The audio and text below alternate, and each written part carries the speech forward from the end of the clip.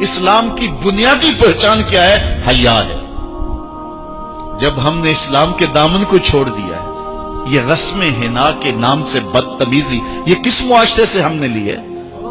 ہمارا تو رب یہ بھی گوارا نہیں کرتا کہ ہفتے کے دن کی تعظیم ہو اور اونٹ کا گوشت ایک بندہ ترک کرے یہودیت کی رسم سمجھ کے، اسلام سے ٹکراتا نہیں ہے، پھر بھی جو ہے وہ اسلام اس کو گوارا نہیں کرتا۔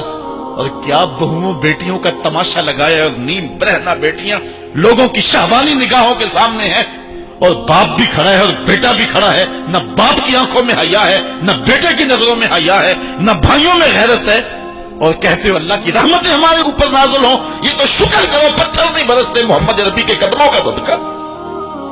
اگر ان کی رحمت نہ ہو درمیان میں، ابھی آگ لگ جائے دونوں جہاں میں۔ یہ تو ان کی رحمت ہے کہ پتھر نہیں برستے۔ پچھلی قوموں نے ایک ایک جرم کیا، کسی کے اوپر پتھر برسے، کسی کے اوپر خون برسا، کسی کے اوپر ایسا زلزلہ آیا کہ نیچے والی جگہ اوپر اور اوپر والی بستیاں نیچے۔ لیکن اس امت پر ایسا نہیں ہوگا۔ اللہ کہتا محبوب تیری وجہ سے نہیں ہوگا، ورنہ حضور نے فرمایا کہ یہ امت پچھلی امتوں کے قدموں پر قدم رکھے گی۔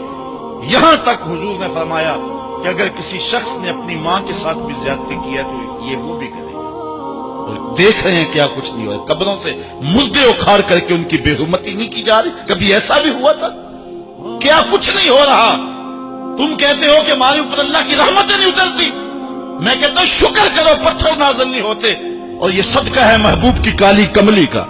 اور اللہ نے فرمایا ما کان اللہ لیعذبہم وانت فیہم، محبوب تیری وجہ سے میں عذاب نہیں اتارا ورنہ پیس کے رکھ۔ تو ہم اپنے آپ کو دیکھیں، اپنے کردار کو دیکھیں، اپنے حوال کو دیکھیں، سر سے لے کر پاؤں تک ہم اسلام میں آ جائیں، چھوڑیں آدھا تیتر آدھا بٹیر، جہاں جی چاہا اسلام کے دامن میں آگے اور جہاں جی چاہا ادھر چلے جائیں، مسجد میں بھی چندہ دیا اور ہوٹل میں بھی شراب پی، رب بھی خوش رہے شیطان بھی راضی رہے، ایسا نہیں ہوگا۔ رب کہتے نہیں کہ میرے ہو تو پھر میرے ہی ہو۔ کوئی بھی غیرت مند محبوب نہیں جو ہے تسلیم کرتا کہ میرا محب کسی اور کی طرف نظر اٹھا کے بھی دیکھے، تو رب سب سے بڑا غیرت مند ہے، وہ نہیں چاہتا میرا ہو اور کسی اور کی طرف دیکھے۔ تم کون ہے؟ مغربی تہذیب لگتی کیا ہے تمہاری؟ اپنی ملت کا قیاس اقوام مغرب سے نہ کر، خاص ہے ترکیب میں تجھے قوم رسول آج۔ تم غیروں کی نقالیاں کرتے پھرتے ہو، تمہارے سامنے سیدہ عائشہ کی سیرت موجود نہیں ہے؟ تم مغرب کی ٹینوں بننے کی کوشش کرتی ہے میری بیٹی، تیرے سامنے محمد کی بیٹی فاطمہ کا نقشہ نہیں ہے؟ کدھر بھاگ رہی ہے؟ یہ بال کھول کے بازار میں کون جا رہا ہے؟ یہ نیم برہنہ کون جا رہا ہے؟ دیکھ محمد عربی تجھے کیا آواز دے رہے ہیں، ان کا لہجہ کیا، اس کو سن اور زندگی کو اس کی مطابقت میں گزار۔ اصل ہمارے دل زنگ آلود ہو گئے، اس دنیا کے اس ماحول نے ہمیں اس طرح کر دیا ہے کہ آج ہمیں سمجھ نہیں آ رہی کہ ہم کدھر جائیں۔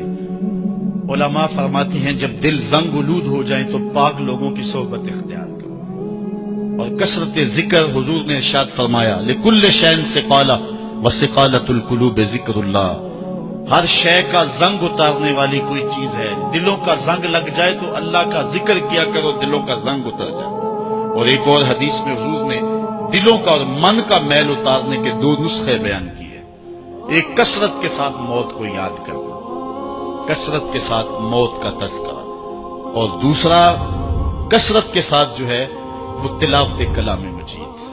اصل 10-15 سالوں سے ہمارے ساتھ جو کچھ ہوا ہے، آج اگر کوئی تذکرہ موت کرے، کوئی آخرت کی یاد دلائے، کوئی عمل کی بات کرے، وہ کہتے ہیں یہ تو ویسے خوش کیسے کیا پتہ، قبر کا مذاق اڑا رہا ہے۔ اللہ اکبر، قبر دا خوف دے دے کے لوکی مینوں ڈرانے۔ میں کہتا ہوں لوگ ہے کون ڈرانے والے؟ منکر نکیر کا پتہ آمنہ کے لال نے دیا ہے۔ قوم کو بے عمل بنایا جا رہا ہے، اور ان کے سینے سے خوف خدا اور خشیت الہی جو ہے وہ کچھ جا رہی ہے، اور یہ سب کچھ دین کے نام پہ کیا جا رہا ہے۔ اور چند مفاد پرست لوگوں نے ترغیب اور ترغیب، جو کہ اسلام کا مزاج ہے، تبشیر اور تنذیر نبی کا منصب ہے، اس کا مذاق اڑا کے رکھ دیا، اور انہوں نے ایک متوازی دین دے دیا ہے، جس کے نتیجے کے اندر قوم کی بے عملی جو ہے وہ پختہ تر ہو گئی، اور اس کو وہ دین کا رنگ دے رہے ہیں۔ اللہ کے محبوب علیہ الصلوۃ والسلام نے فرمایا کہ دلوں کو زنگ لگ جائے تو ذکر سے اترتا ہے، دلوں کو زنگ لگ جائے تو قرآن سے اترتا ہے، دلوں کو زنگ لگ جائے تو موت کی کثرت کے ساتھ یاد کرنے سے اترتا ہے۔ قرآن مجید کی تلاوت معمول زندگی بنا لو.